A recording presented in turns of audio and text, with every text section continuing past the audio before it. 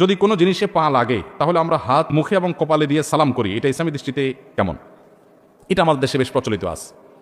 কারোর গায়ে পাও লাগছে তো আমরা তার গায়ে হাত দিয়ে স্পর্শ করে বুকে লাগাই, মুখে লাগাই।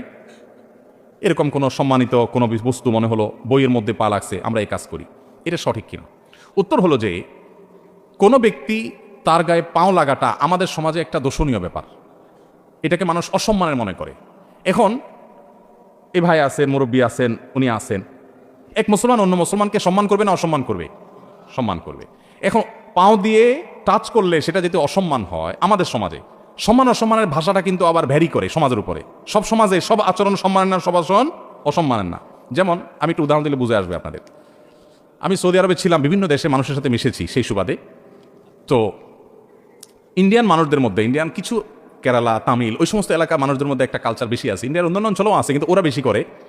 আপনি কোনো কিছু জিজ্ঞেস করেছেন বা সে হাঁ সুলক, সায় সুলক মাথা নাড়াবে, তো আমরা বাংলাদেশে মানুষ সাধারণত হাঁ বললে ভাই মাথা নাড়াই, তাই না? তারা হাঁ বলে মাথা নাড়া মানে দেখাবে কিভাবে? হাঁ, এটা বোঝাবে কিভাবে? হ্যাঁ ভাই, হ্যাঁ হ্যাঁ, এমনভাবে মাথা নাড়াবে আপনি যদি আগে কখনো না দেখেন, বলবেন ব্যাপার কি? হ্যাঁ, এটাকে না কি না, আসলে সে কিন্তু হাঁ বলছে। তো এই যে মানুষের ভাষা, এটা অঞ্চলভেদে পরিবর্তন হয়। একই ভাষা এক জায়গায় একটা মিন করে, আরেক জায়গায় আরেকটা মিন করে। আমি ফিলিপিনোদেরকে দেখেছি সৌদি আরবে, তাদের সাথে কাজ করেছি। আমার অফিস সহকর্মীও ছিলেন ফিলিপিনি ওলামা ইকরাম, দায়ীরা ছিলেন দাওয়া অফিসে সৌদি আরবে। তো ফিলিপিনিরা, তাদেরকে যদি আপনি জিজ্ঞেস করেন ভাত খাইছো কিনা, তারা জবাব দিবে কেমন জানেন? মুখে জবাব দেখার না দেখ আচরণ। যেমন আমরা মাথা নাড়ে যদি জবাব দিই, তাহলে আমরা কি বলবো? হ্যাঁ খাইছি, এই টাইপের কিছু একটা বলবো, তাই না? মুখে না বললে মাথা নাড়লে। আর ওরা কি করে? চোখের উপর দিকে উঠায়, যেমন এই যে এরকম বলে।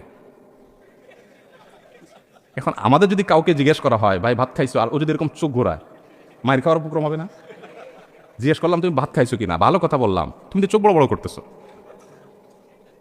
তাহলে যেই জিনিসটা তাদের কাছে হাঁ সূচক, সেটাই আমাদের কাছে আয়েব সূচক। এই জন্যই বলা হয় এক এলাকার গালি আরেক এলাকার। এই জন্য শরিয়ার নির্দেশনা অনুযায়ী মানুষকে সম্মান করতে হবে। এখন পাও লাগাটা আমাদের এলাকাতে এটা আয়েবের, অসম্মানের। কাউকে অসম্মান করতে হলে পাও দিয়া তাকে টাচ করা হয়। আরবের মানুষের কাছে এটা কিন্তু আয়েবের না।